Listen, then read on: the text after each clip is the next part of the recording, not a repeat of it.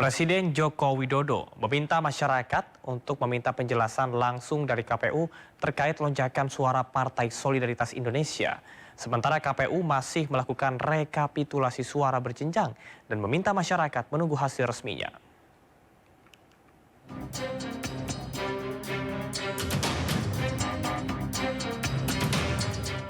Lonjakan suara Partai Solidaritas Indonesia masih menjadi misteri.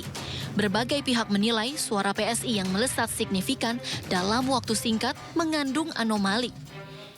Hingga Senin siang, dari data real count KPU, PSI merengkuh 3,13% suara sah nasional.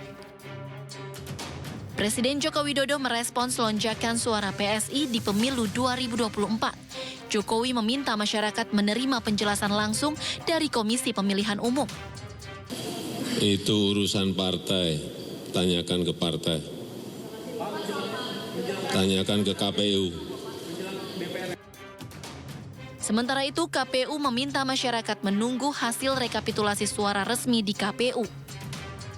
Hasil resmi perolehan suara peserta pemilu itu akan ditetapkan berdasarkan hasil rekapitulasi secara berjenjang tersebut. Sirekap adalah alat publikasi terhadap formulir model C hasil plano dan masyarakat bisa melihat perolehan suara peserta pemilu untuk di setiap TPS-nya. Berkenaan dengan jumlah perolehan suara, ya, lalu dikaitkan dengan quick count, itu tentunya belum bisa kami komentari karena memang quick count sendiri itu menggunakan metodologi ilmiah dan pelaksanaan quick count oleh lembaga survei itu tentunya juga diawasi oleh asosiasi dari lembaga tersebut. Ya, yang jelas kami hari ini fokus melakukan rekapitulasi secara berjenjang.